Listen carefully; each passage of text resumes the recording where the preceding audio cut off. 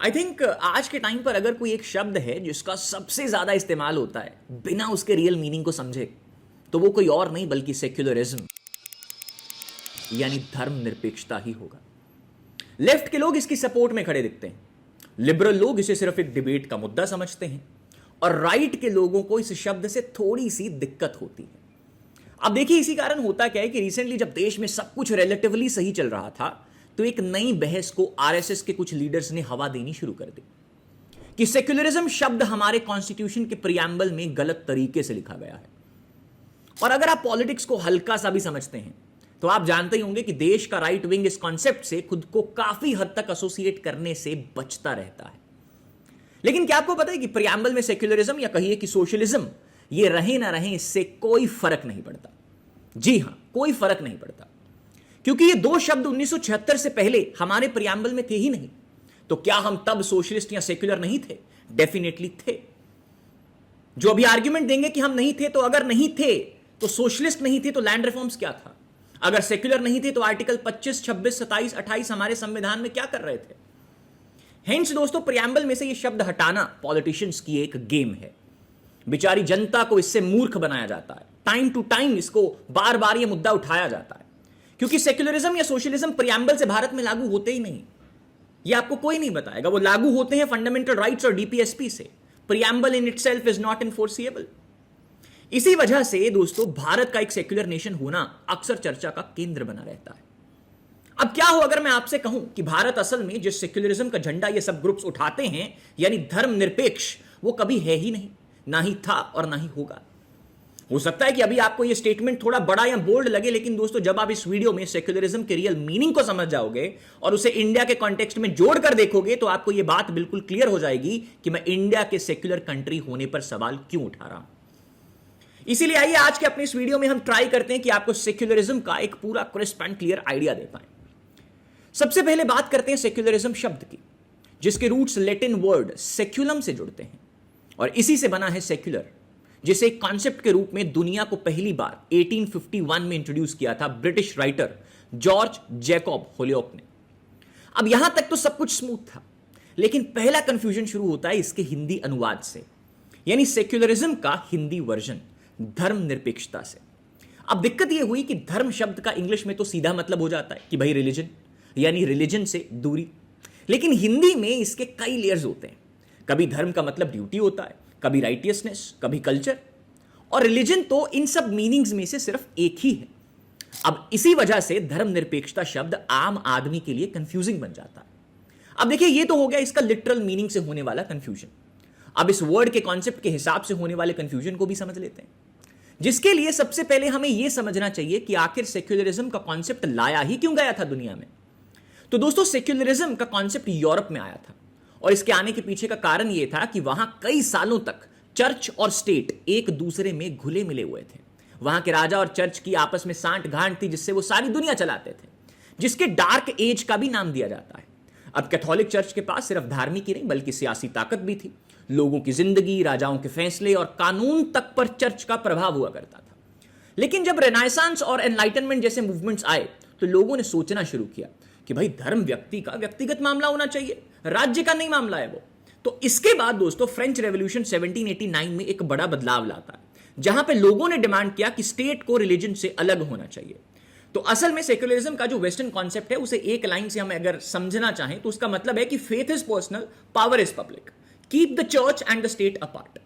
इसीलिए आप पाएंगे कि वेस्टर्न सेक्युलरिज्म की जो फाउंडेशन है ना, वो एक रिजिड सेपरेशन है, जिसे फ्रेंच में लेसियाते भी कहते हैं और अमेरिका में separation between church and state कहते हैं। अब इस मॉडल में स्टेट रिलीजन से पूरी तरह अलग होता है, ना वो किसी धर्म को प्रमोट करता है और ना ही उसके कोई दखल देता है। रिलीजन को लोगों का पर्सनल इशू माना जाता है कि अपने घर पे जो भी कोई व्यक्ति कुछ भी आस्था रख रहा है, रखने दो भाई, और इसका पब्लिक पॉलिसी से कोई लेना देना नहीं होगा। ना ही स्कूल्स में रिलीजियस एजुकेशन होती है और ना ही फिर स्टेट फंड्स को किसी धार्मिक एक्टिविटी के लिए दिया जाता है, चाहे फिर वो किसी भी धर्म की हो। अब ये मॉडल धर्म के प्रति सिर्फ न्यूट्रलिटी नहीं बल्कि एक एक्टिव डिस्टेंस भी मेंटेन करने की कोशिश करता है कि भाई आप यहां पे, हम यहां पे। लेकिन जब हम भारत की तरफ देखते हैं तो ये पिक्चर बिल्कुल अलग है। यहां सेक्युलरिज्म का मतलब स्टेट और धर्म के बीच कंप्लीट सेपरेशन नहीं है, बल्कि एक प्रिंसिपल्ड एंगेजमेंट है। अब जहां भी स्टेट और रिलीजन के बीच एंगेजमेंट होगा वो सेक्युलरिज्म के वेरी बेसिक रिक्वायरमेंट को फुलफिल ही नहीं कर पाएगा। तो इस हिसाब से यह बात कही जा सकती है कि इंडिया में secularism in its true sense नहीं है। मैं आपको इसके कुछ एग्जांपल्स के साथ और जस्टिफिकेशन देता हूं, क्योंकि आप जाके जब अपने दोस्तों को बोलोगे तो वो शायद समझ नहीं पाएंगे। सबसे पहली example, government control of temples. यानी आज भी भारत में बहुत से ऐसे मंदिर हैं जिनका पूरा एडमिनिस्ट्रेशन गवर्नमेंट कंट्रोल करती है, जिसमें से सबसे बड़ा एग्जांपल आंध्रा के तिरुपति मंदिर का है। दूसरा एग्जांपल है हज के लिए दिए जाने वाली subsidies, different personal laws on the basis of religion. अब इन सब एग्जांपल से यह क्लियर होता है कि गवर्नमेंट और रिलीजन कंप्लीट तरीके से सेपरेट तो नहीं है। लेकिन ये एग्जाम्पल ये भी दिखाते हैं कि सेक्युलरिज्म जो ये भी कहता है कि किसी को रिलीजन के बेसिस पर अनइक्वल ट्रीट नहीं किया जाएगा, इंडिया के कॉन्टेक्स्ट में कई बार वो भी फॉलो होता हुआ नहीं दिखाई देता।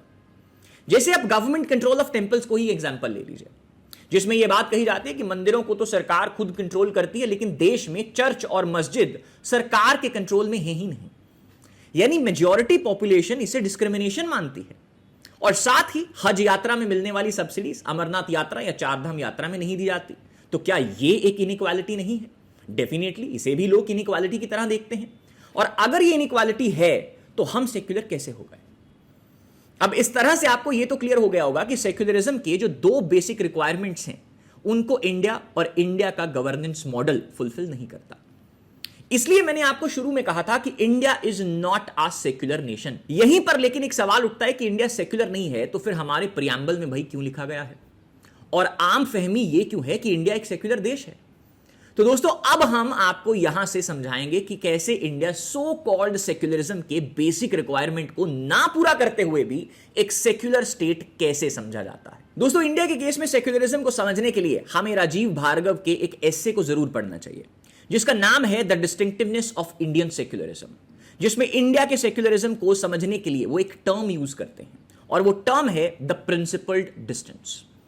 सिंपल भाषा में इसको समझें तो इंडियन स्टेट हर धर्म से एक जैसा डिस्टेंस मेंटेन करता है, लेकिन कभी कभी जरूरत पड़ने पर वो धर्मों के मामले में दखल भी देता है। पर यह दखल किसी एक रिलीजन को फेवर करने के लिए नहीं यूज होता, बल्कि कॉन्स्टिट्यूशनल वैल्यूज जैसे कि ह्यूमन डिग्निटी, जेंडर जस्टिस और जाति के नाम पर भेदभाव ना हो, इन सबको प्रोटेक्ट करने के लिए इस्तेमाल होता है। अब इसीलिए एक्सपर्ट इसे पॉजिटिव सेक्युलरिज्म या कहिए कि इंडियन सेक्युलरिज्म का नाम भी देते हैं। यानी इस कॉन्सेप्ट को अगर हम कंक्लूड करें तो इंडियन सेक्युलरिज्म ओरिजिनल सेक्युलरिज्म के बेसिक कॉन्सेप्ट से मैच नहीं करता, बल्कि अपने लिए एक अलग तरह का सेक्युलरिज्म बनाता है, जिसे पॉजिटिव सेक्युलरिज्म भी कहा जाता है। जिसके अगर फीचर डिफाइन करें तो इंडियन सेक्युलरिज्म मेनली 4 पिलर्स के ऊपर निर्भर है। सबसे पहले equal respect for all religions, number 2 freedom of religion, number 3 state neutrality और चौथा इंटरवेंशनिस्ट रोल। देखिए इंडियन कॉन्टेक्स्ट में इसे पॉजिटिव सेक्युलरिज्म को समझने के लिए हम माइनॉरिटी एजुकेशनल इंस्टीट्यूशंस के एग्जाम्पल को ले सकते हैं, जो आर्टिकल 30 के तहत कॉन्स्टिट्यूशन प्रोटेक्शन में आते हैं। अब कई जगह मदरसे और गुरुकुल्स को भी स्टेट फंड करता है। इसके अलावा पब्लिक हॉलीडेज की अगर हम लिस्ट देखे जाएं तो उसमें सभी मेजर रिलीजन्स के त्योहार शामिल हैं। दिवाली है, ईद है, क्रिसमस है, गुरु नानक जयंती है, सब कुछ शामिल है। अब ये सब कुछ अगर फ्रांस में होता तो उनके लिए ये सेक्युलर मॉडल के खिलाफ माना जाता, लेकिन भारत के कॉन्टेक्स्ट में ये सिर्फ परमिसिबल ही नहीं बल्कि जरूरी भी है। अब सवाल उठता है क्यों? क्योंकि यहां रिलीजन सिर्फ एक पर्सनल बिलीफ नहीं बल्कि एक सामाजिक और सांस्कृतिक जीवन का एक सेंट्रल एलिमेंट है। इसीलिए भारत का सेक्युलरिज्म न्यूट्रलिटी नहीं, इक्विटी पर आधारित है। यानी कि प्रिंसिपली तो हम सभी धर्मों और उनकी रिलीजियस प्रैक्टिसेस में दखल दिए बिना उन्हें लोगों की चॉइस पर छोड़ना चाहते हैं, लेकिन जहां जरूरत हो वहां अनइक्वल ट्रीटमेंट भी किया जा सकता है, ताकि सिटीजन्स के बीच इक्वालिटी अचीव करवाई जा सके। कोई जाति, race, ethnicity, sex, place of birth के आधार पर किसी को धार्मिक इंस्टीट्यूशंस में जाने के लिए रोके ना। अब इसीलिए एक प्योरली वेस्टर्न लेंस से देखा जाए तो लग सकता है कि इंडिया सेक्युलर नहीं है, लेकिन इसका मतलब कभी भी यह नहीं है कि हम कम्युनल स्टेट हैं। भारत में धर्म एक डीपली एम्बेडेड इंस्टीट्यूशन है, जो सिर्फ टेंपल, मॉस्क, चर्च तक सीमित नहीं है, बल्कि जाति, भाषा, खाना, चॉइसेस और लाइफ के दूसरे या कहिए कि हर एक पहलू को भी गाइड करता है।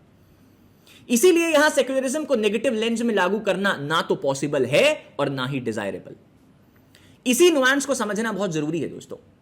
इंडिया का सेक्युलरिज्म ना तो फ्रेंच वाला रिशाते है और ना ही प्योर न्यूट्रलिटी है। हमारे फाउंडिंग फादर्स के विचारों ने भी इस यूनिक अरेंजमेंट को पॉसिबल बनाने में काफी कंट्रीब्यूट किया है। इसीलिए इंडिया में सेक्युलरिज्म का आइडिया जिन लोगों के थॉट से सबसे ज्यादा इंस्पायर्ड है, एक बार जरा हल्का सा उनके विचारों को देखते हैं। सबसे पहले अगर बात हम महात्मा गांधी की करें तो उनके लिए धर्म एक इंस्टीट्यूशनल आइडेंटिटी कभी था ही नहीं। उनके लिए धर्म का मतलब था एक जीवन का दर्शन, एक नैतिक दृष्टिकोण जो सत्य, अहिंसा, प्रेम और करुणा के मूल्यों पर टिका हुआ था। अब अगर गांधी जी के लिए धर्म यह था, तो ऐसे में अगर धर्म निरपेक्षता को उसके असल फॉर्म में लागू किया जाता तो क्या गांधी के विचार देश में आज भी हमें गाइड कर रहे होते? जवाब है नहीं। गांधी राम का नाम लेते थे, लेकिन उनके राम राज्य का अर्थ कभी भी हिंदू राष्ट्र नहीं था। राम राज्य उनके लिए एक ऐसा शासन था जहां हर व्यक्ति, चाहे वो हिंदू हो, फिर वो मुस्लिम हो, सिख हो, दलित हो या ब्राह्मण हो, वो अपने स्वाभिमान, न्याय और समानता के साथ जी सके। इसके बाद जवाहरलाल नेहरू की बात करते हैं। जवाहरलाल नेहरू गांधी से थोड़ा अलग थे। वो एक मॉडर्निस्ट और रैशनलिस्ट थिंकर थे जिनके व्यूज लार्जली साइंटिफिक प्रिंसिपल्स पर बेस्ड थे। नेहरू के लिए सेक्युलरिज्म का मतलब था स्टेट न्यूट्रलिटी। वो चाहते थे कि सरकार किसी भी धार्मिक पंथ के प्रति पक्षपात ना करे, लेकिन साथ ही उन्होंने यह भी एक्सेप्ट किया कि भारत में रिलीजन एक डेली रियलिटी है। ये एक व्यक्ति के religion is in the air of India. तो सेक्युलरिज्म का मतलब यहां रिलीजन से कंप्लीट विड्रॉल कभी नहीं हो सकता। इसलिए उन्होंने माइनॉरिटी प्रोटेक्शंस का समर्थन किया, रिलीजियस फेस्टिवल्स की रिस्पेक्ट बनाए रखी और साथ ही कम्युनलिज्म के खिलाफ एक कठोर स्टैंड भी लिया। इसके बाद दोस्तों बात करते हैं डॉक्टर बी आर अंबेडकर की। देखिए, डॉक्टर बी आर अंबेडकर का सेक्युलरिज्म गांधी और नेहरू दोनों से अलग था। कई मामलों में उनसे ज्यादा रेडिकल भी था। अंबेडकर साहब धर्म के इंस्टीट्यूशनल फॉर्म के विरोधी थे, स्पेशली जब वो कास्ट डिस्क्रिमिनेशन और सामाजिक अन्याय को जस्टिफाई करता था। उनके लिए सेक्युलरिज्म एक रिफॉर्मिस्ट टूल था, एक ऐसा संसाधन जिसके जरिए सोशल जस्टिस को एनफोर्स करवाया जा सके। इसीलिए उन्होंने चाहा कि स्टेट रिलीजियस इंस्टीट्यूशन के अफेयर्स से अपने आप को कंप्लीटली अलग ना रखे, बल्कि उनमें वक्त वक्त पर इंटरवीन करता रहे। अब अगर आपको याद हो तो हमने सेक्युलरिज्म के कुछ की फीचर्स बताए थे। उन्हें अगर आप इन तीनों विचारों के साथ मिलाएंगे तो आपको पता चलेगा कि भारतीय सेक्युलरिज्म के की फीचर्स काफी हद तक इन्हीं तीन आइडिया से इंस्पायर्ड है। लेकिन अब सवाल है कि यह हुआ कैसे, क्योंकि तीनों रिलीजन को लेकर बिल्कुल अलग अलग सोच रखते थे। बट अगर आप इन तीनों की बातों में एक थिन लाइन नोटिस करोगे तो आपको इन तीनों की थॉट में एक बात कॉमन मिलेगी, और वो ये है कि स्टेट और रिलीजन के बीच वेस्टर्न आइडिया जैसा कंप्लीट सेपरेशन भारत में पॉसिबल नहीं है। और बस यहीं से डिराइव होता है इंडिया का सेक्युलरिज्म, और यही कॉमन आइडिया इंडिया के कॉन्स्टिट्यूशन में भी हमें देखने को मिलता है। मगर आपको जानकर हैरानी होगी कि 1950 में जब हमारा कॉन्स्टिट्यूशन इन्फोर्स हुआ या संविधान लागू हुआ, तो उसमें कहीं भी यह मेंशन नहीं था कि इंडिया एक सेक्युलर स्टेट होगा। यह तो बाद में इमरजेंसी के दौरान 1976 के 42nd अमेंडमेंट के जरिए फॉर्मली जोड़ा गया, ऐसा बताया जाता है। लेकिन यह कथन गलत है, क्योंकि वो जोड़ा गया प्रियम्बल में। आइडली सेक्युलरिज्म 25, 26, 27, 28 में ऑलरेडी था। तो ऐसे में बहुत से लोग पूछ सकते हैं कि जब संविधान में सेक्युलरिज्म शब्द नहीं था तो क्या इंडिया ओरिजिनल कॉन्स्टिट्यूशन सेक्युलर नहीं था? और यहीं से पैदा होता है तीसरा कंफ्यूजन, जिससे रीसेंट डिबेट भी जुड़ी हुई है। इसीलिए अब आप जब इंडियन सेक्युलरिज्म के आइडिया को समझ गए हैं तो आइए अब एक बार कॉन्स्टिट्यूशनल एस्पेक्ट को आसान भाषा में भी समझ लेते हैं, ताकि आप इन पॉलिटिशियंस या कहिए कि जो नैरेटिव फैलाए जाते हैं इनकी बातों में ना आ सकें। अब 1950s में देखिए, जब भारत का संविधान लागू हुआ तो उसके प्रियम्बल यानी प्रस्तावना में यह लिखा था कि we the people of India having solemnly resolved to constitute India into a sovereign democratic republic that would secure to all its citizens justice, liberty, equality, fraternity। लेकिन इमरजेंसी के दौरान 1976 के 42nd कॉन्स्टिट्यूशनल अमेंडमेंट के जरिए इसे preamble में लिख दिया गया कि sovereign, socialist, secular, democratic Republic. लेकिन क्या प्रियम्बल में चेंज जब कर दिया गया तो उसका मतलब यह होता है कि कॉन्स्टिट्यूशन में भी बदलाव हो गया? क्या कॉन्स्टिट्यूशन सेक्युलर हो गया? तो इस सवाल का जवाब खुद सुप्रीम कोर्ट ने Berubari versus Union of India case में दिया था। That preamble is not part of the constitution and it has never been regarded as the source of any substantive power. यानी सुप्रीम कोर्ट ने यह साफ शब्दों में कह दिया कि प्रियम्बल संविधान का कोई हिस्सा है ही नहीं, वो संविधान की एक बेसिक आम समझ के लिए जोड़ा गया है। या अगर हम इसको सुप्रीम कोर्ट की एग्जैक्ट वर्डिंग्स में देखें, क्योंकि बाद में जाके केशवानंद भारती केस में सुप्रीम कोर्ट ने इसे पार्ट मान लिया था, एलआईसी केस में उसको इंटेग्रल पार्ट मान लिया था, तब सुप्रीम कोर्ट ने कहा था कि देखिए भाई, पार्ट तो है, लेकिन कोई भी ऐसी चीज जो संविधान में नहीं दी गई है, प्रियम्बल उसके लिए नागरिकों को पावर नहीं दे सकता। और कोई भी ऐसी चीज जो संविधान में दी गई है, प्रियम्बल नागरिकों से उसकी पावर विड्रॉ नहीं कर सकता। प्रियम्बल जो भी करेगा, प्रियम्बल को आप तभी इस्तेमाल कर सकते हो अगर संविधान में दो ऐसी प्रोविजंस हैं उनमें कोई कंफ्यूजन है। लेकिन अगर संविधान में क्रिस्प एंड क्लियर लिखा है, प्रियम्बल का आइडिया लाइन लेकर प्रियम्बल में क्या लिखा गया है, आप उसके जरिए किसी चीज को एनफोर्स नहीं करवा सकते। यह सुप्रीम कोर्ट ने बोला था। यानी इस बात से आप समझ सकते हैं कि 42nd अमेंडमेंट से जो ये शब्द सेक्युलरिज्म जोड़ा गया, वो हमारे कॉन्स्टिट्यूशन को सेक्युलरिज्म नहीं बनाता या सेक्युलर नहीं बनाता। तो फिर सवाल है कि भाई आखिर बनाता कौन है? तो उसका जवाब है, कॉन्स्टिट्यूशन में डे 1 से लिखा गया है फंडामेंटल राइट्स के आर्टिकल्स में। कॉन्स्टिट्यूशन के पार्ट नंबर 3 आर्टिकल नंबर 12 से लेकर 35 तक फंडामेंटल राइट्स का जिक्र है और इन्हीं में सेक्युलरिज्म का कॉन्सेप्ट क्लियरली दिख जाता है। अगर हम आर्टिकल 14 की बात करें तो यह कहता है कि स्टेट किसी भी व्यक्ति के साथ उसके धर्म, जाति, लिंग या जन्म के आधार पर भेदभाव नहीं करेगी। मतलब सबके लिए एक जैसा कानून होगा, ना किसी को स्पेशल फेवर मिलेगा, ना किसी को नीचा दिखाया जाएगा। इसके बाद आता है आर्टिकल नंबर 15। वो इस बात को और क्लियर कर देता है। वो कहता है कि रिलीजन, कास्ट, जेंडर या रेस या प्लेस ऑफ बर्थ के बेसिस के ऊपर किसी भी सिटीजन के साथ डिस्क्रिमिनेशन नहीं हो सकता। ना ही एजुकेशनल इंस्टीट्यूशंस में, आर्टिकल 16 कहता है, ना ही डिस्क्रिमिनेशन जॉब्स में हो सकता है, सरकारी नौकरियों में। फिर आते हैं आर्टिकल 25 से 28। आर्टिकल 25 हर व्यक्ति को अपना धर्म मानने, उसका पालन करने और प्रचार करने का अधिकार देता है, लेकिन यह फ्रीडम पब्लिक ऑर्डर, मोरालिटी और हेल्थ के अगेंस्ट नहीं होनी चाहिए। बस मतलब धर्म के नाम पर नफरत, हिंसा या असमानता फैलाना अलाउड नहीं है, लेकिन आपको अपना फ्रीडम ऑफ रिलीजन है। आर्टिकल 26 धार्मिक समुदाय अपने मंदिर, मस्जिद, गुरुद्वारों को मैनेज खुद कर सकते हैं। आर्टिकल नंबर 27 किसी भी व्यक्ति से टैक्स के पैसे से किसी एक धर्म को प्रमोट करने के लिए पैसा नहीं लिया जा सकता। जैसे हज सब्सिडी या टेंपल मेंटेनेंस जैसे केसेस में स्टेट का इन्वॉल्वमेंट को वेलफेयर का हिस्सा बताया जाता है, ना कि रिलीजन प्रमोशन का। आर्टिकल नंबर 28 सरकारी स्कूल्स या इंस्टीट्यूशंस में रिलीजियस एजुकेशन नहीं दी जा सकती जब तक वो प्राइवेट या मिनॉरिटी रन ना हो। ये आर्टिकल्स हमें दिखाते हैं दोस्तों कि इंडिया का सेक्युलरिज्म रिलीजन से नफरत नहीं करता, बल्कि इक्वल रिस्पेक्ट और फेयरनेस को प्रमोट करता है। अब बात करते हैं डायरेक्टिव प्रिंसिपल्स की, जो स्टेट के लिए एक मॉरल गाइड माने जाते हैं, और इन्हीं में आता है आर्टिकल नंबर 44, जिसमें कहा गया है कि स्टेट एक दिन यूसीसी लाए, यानी यूनिफॉर्म सिविल कोड लाए, जिससे जेंडर बेस्ड डिस्क्रिमिनेशन और पर्सनल लॉस की इनइक्वालिटी को खत्म किया जा सकता। ट्रिपल तलाक का अबॉलिश होना इसका एक क्लियर कट एग्जांपल है। और फाइनली आता है आर्टिकल 51 कैपिटल ए, जो सिटीजन्स की फंडामेंटल ड्यूटीज बताता है। अब इसमें एक ड्यूटी यह भी है कि हर नागरिक अपने देश की मिक्स्ड कल्चर और हेरिटेज को प्रोटेक्ट करे। यानी सेक्युलरिज्म सिर्फ गवर्नमेंट की जिम्मेदारी नहीं है, बल्कि हम सबका फर्ज भी है। दोस्तों, इससे आप समझ सकते हैं कि संविधान में सेक्युलरिज्म का कॉन्सेप्ट कैसे रिफ्लेक्ट होता है। अब ऐसे में सेक्युलरिज्म वर्ड के प्रियम्बल में होने या ना होने वाली डिबेट में आप कह सकते हैं कि प्रियम्बल में लिखा हो ना हो, इससे देश के संविधान को कोई फर्क नहीं पड़ेगा, क्योंकि सेक्युलरिज्म इंडियन कॉन्स्टिट्यूशन का बेसिक स्ट्रक्चर है। और यह बात हम नहीं, बल्कि सुप्रीम कोर्ट ने एक लैंडमार्क जजमेंट देते हुए क्लियर कर दिया था।